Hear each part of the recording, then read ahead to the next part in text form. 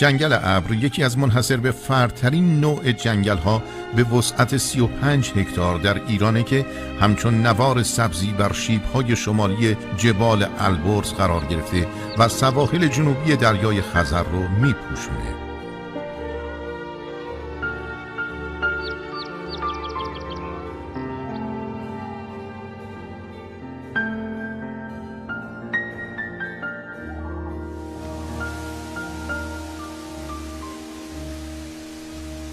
جنگل ابر به خاطر وجود چشمساران و آبشار زیبای آلوچال زیباترین چشمانداز طبیعت رو برای گردشگران داره. صدای پای آب تنها صداییه که سکوت جنگل رو میشکنه.